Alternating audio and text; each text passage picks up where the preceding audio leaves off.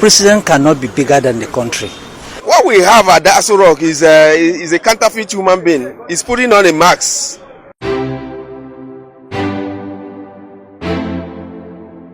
I see no reason why the Attorney General and Minister for Justice should say that the president cannot honor. To me, it's totally against the Constitution of the Federal Republic of Nigeria. Do we really have a president in this country? The answer is obvious. No, we don't. You understand? If you could recall that the House members, the lawmakers, are the representatives of the people. They represent the people, and as a matter of fact, that issue has been a burning issue in Nigeria because of the rise in insecurity situation in Nigeria. I look at it as if the president of Nigeria is the most powerful president in the world. He doesn't take orders from anybody, he doesn't respect anybody, he does what he wants. It's very unfortunate that we found ourselves in that situation. It is when we have a president that you can summon. What we have at the Aso Rock is a counterfeit human being. He's putting on a mask. And one day he'll be unmasked. You understand? So, how can a president not show concern over his citizen plight? With the pressure and tensions all over the country, it would have deemed it fit to go and through that platform to talk to Nigerians and calm the pressure down so that Nigerians can know, they can know through the National Assembly on the level and the measure they are putting in place to salvage the situation. But the worst someone is the one that wants to cause the problem. So if they can remove that someone and say invitation to talk to us, he has not been talking to us on the security.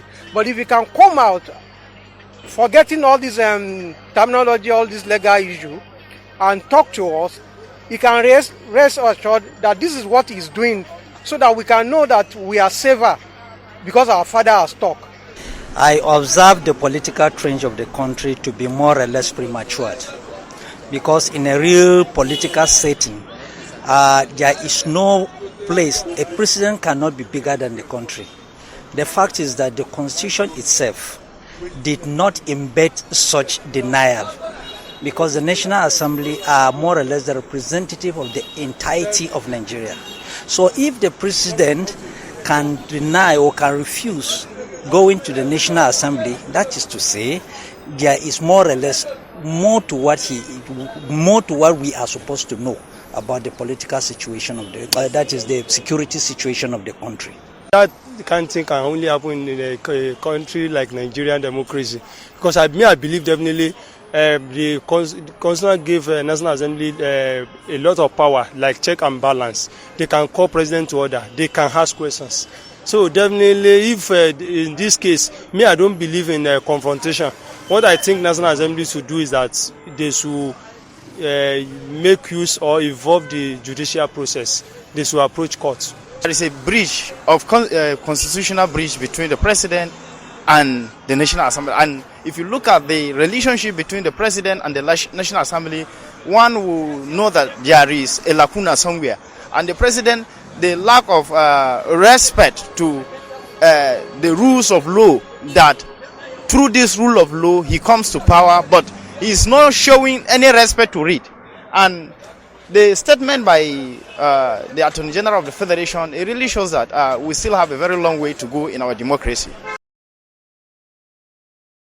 I raise this point of order under Order 6 of our rules. It's a matter that borders on privilege for me and everybody here as a member of this House. Last week, I recall that this House passed a resolution inviting the President to come and address us on certain issues bordering on security and related matters. Subsequently, I read that the President had consented to attend. And something like that as well. I noticed that subject being an item on the other paper. I think on Tuesday, although it was skipped eventually. And events since then have since shown that the resolution passed by this House has been flagrantly disrespected. This matter borders on privilege because, like I said, it touches on the integrity of this house. Okay? If this house can pass a resolution and we have a situation where such a resolution is so abused and dragged to the gutter the way it seems to be the case now, it means that our very function as a house for Nigerian people, our very responsibility, our very existence, in fact, is being questioned. And I think the Speaker should address us on the current situation, the current decision. There might have been some, back channel discussions between leadership and the presidency. So we ought to know, before we commence anything on this house today, we ought to know. We ought to be addressed on what has happened to that resolution. The entire public is watching. The whole country is watching. They want to see the response of this house to such a flagrant disrespect of the resolution that was passed here on the floor of this house. So I raise this point of order because it bothers me, and it should bother everyone else here. Because at the pain of repeating myself, it's capable of showing that we have no consequence. Mr. Speaker, this house which you lead is one of consequence. And I know that you are a man of metal. You're a man of metal. You've taken action before that have proven that. And I'm convinced that this time you will take necessary steps to protect the integrity of this house and its membership. Thank you.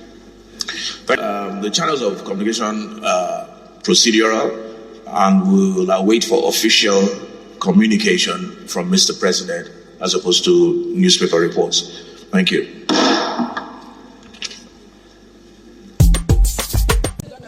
The president himself had agreed to go to the National Assembly. The president knows that he can be summoned. Hence, he accepted the invitation. Right? But under the present constitutional arrangement, right, every public officer is accountable. And by virtue of sections 88 and 89 of the Constitution, when the National Assembly is conducting an inquiry into public affairs where money has been appropriated, and in this case, defense,